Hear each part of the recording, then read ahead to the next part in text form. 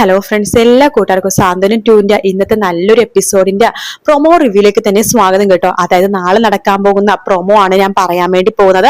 അങ്ങനെ നാളത്തെ ഭാഗം നല്ല അടിപൊളിയായിട്ടുള്ള എപ്പിസോഡാണ് നാളെ വരുന്നത് കേട്ടോ. വേറൊന്നുമല്ല, എല്ലാവരും കൂടി ഷോപ്പിങ്ങിനാണെന്ന് പറഞ്ഞ് പോവാണ്. അപ്പൊ സുകന്യ മാത്രം പോകുന്നില്ല, കാരണം ഈ സമയത്ത് വേണം സുകന്യക്ക് അപ്പുറത്ത് പോകാനായിട്ട്, നമ്മുടെ കൃഷ്ണമംഗലത്തേക്ക്. അതുകൊണ്ട് അവിടെ നൈസായിട്ട് ഇങ്ങനെ നിൽക്കുന്ന സമയത്താണ് അവിടേക്ക് ഉദയഭാനു വരുന്നത്. ഉദയഭാനു വരുമ്പോ പെട്ടെന്ന് ഇറങ്ങി പോകാൻ പറ്റില്ല. അപ്പൊ ഗോമതി പറയണ്ട് ഉദയഭാനു സാറിന് ചായ കൊടുത്തിട്ട് നമുക്ക് ഇറങ്ങാം എന്ന് പറയണം. അങ്ങനെ ഉദയഭാനോട് വിളിച്ചിരുത്തുന്നുണ്ട്. ഗോമതി ചായ എടുക്കാൻ വേണ്ടി അപ്പുറത്തേക്ക് പോവാണ്. മീനാക്ഷി മിത്രം അവളുടെ റൂമിലേക്ക് പോകുന്നുണ്ട്. അപ്പൊ എല്ലാവരും ഷോപ്പിങ്ങിന് പോയി കഴിയുമ്പോഴേക്കും ഇവിടെ ഒന്ന് അരിച്ചു പിറക്കാന്നാണ് ഉദയഭാനുന്റെ പ്ലാൻ കേട്ടോ.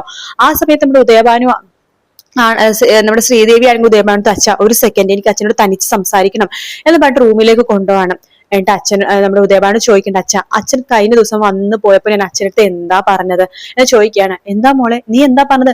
അച്ഛൻ എന്താ അച്ഛാ അഭിനയിക്കുവാണോ? ഇത്രയൊക്കെ കിട്ടും അച്ഛൻ പഠിച്ചില്ലല്ലേ? അച്ഛന് ഒരു മാറ്റവും ഇല്ലല്ലേ എന്ന് ചോദിക്കുകയാണ്. മോളെ നീ പറഞ്ഞു എന്റെ അടുത്ത് ഇനി വരണ്ടാന്ന്, പക്ഷെ എനിക്ക് വരാതിരിക്കാൻ പറ്റും മോളെ? എന്റെ മോളല്ലേ നീ, എനിക്കങ്ങനെ നിന്നെ വേണ്ടെന്ന് വെക്കാൻ പറ്റും മോളെ? അച്ഛാ മതി, അച്ഛന്റെ അഭിനയം നിർത്ത്, എനിക്കിനി ഇത് കാണാനും കേൾക്കാനും ഒന്നും വയ്യ.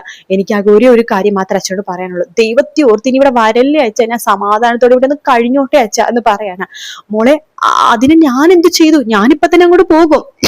അച്ഛൻ ഇപ്പൊ ഇങ്ങോട്ട് പോയി കഴിഞ്ഞിട്ട് ഇനി ഇങ്ങോട്ട് വരരുത്, ഇതെന്റെ അപേക്ഷയാണ് എന്ന് പറയാണ്.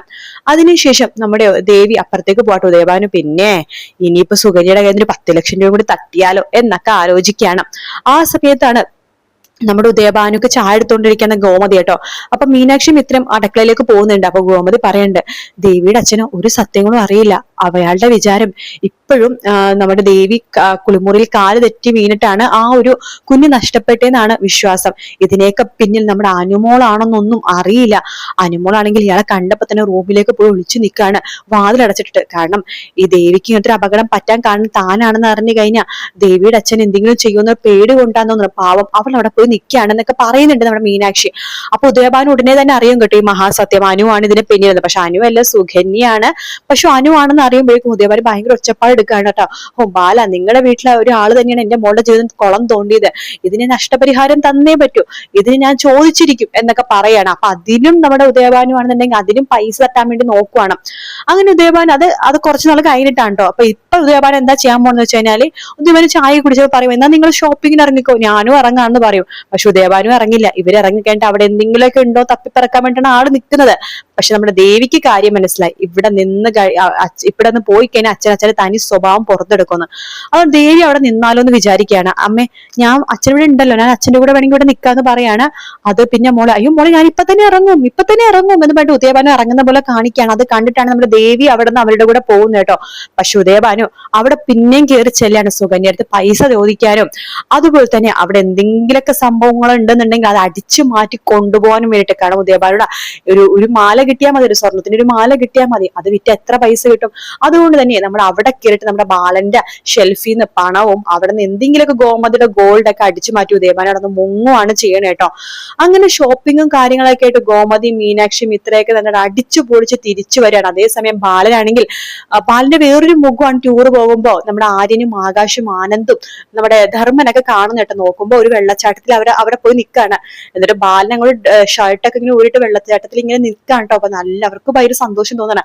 അങ്ങനെ അവരും വെള്ളച്ചാട്ടത്തിൽ ഭയങ്കര ആഘോഷമായിട്ടിരിക്കണം. പിന്നെ മാത്രമല്ല ബാലൻ എപ്പോഴും പുറത്തുനിന്ന് കഴിക്കണ്ട, പൈസ പോകും, പുറത്തുനിന്ന് കഴിക്കണ്ട, പൈസ പോകുമെന്ന് പറയുന്നില്ലേ. പക്ഷെ ഇത് അങ്ങനെയല്ല, നിങ്ങൾക്ക് ഇഷ്ടപ്പെട്ടത് കഴിച്ച് നമ്മുടെ 5 സ്റ്റാർ ഹോട്ടലിൽ കയറ്റുവാണ്. അങ്ങനെ കണ്ണ് നിറഞ്ഞു പോയിട്ടാണ് നമ്മുടെ ധർമ്മനൊക്കെ കയറുന്നത് കേട്ടോ. അവര് നല്ല നല്ല ഫുഡും കാര്യങ്ങളൊക്കെ ഓർഡർ ചെയ്യാണ്. അപ്പൊ പതുക്കെ ആനന്ദം ഒന്ന് ഓക്കെ ആവുന്നുണ്ട് കേട്ടോ. ആനന്ദും പഴയ കാര്യങ്ങളൊക്കെ മറന്ന് ആ ഒരു പഴയ ഒരു ആനന്ദിലേക്ക് മാറിക്കൊണ്ടിരിക്കുകയാണ്. പക്ഷെ ആനന്ദിന്റെ സ്വഭാവം ഇനി ശരിക്കും മാറും കേട്ടോ.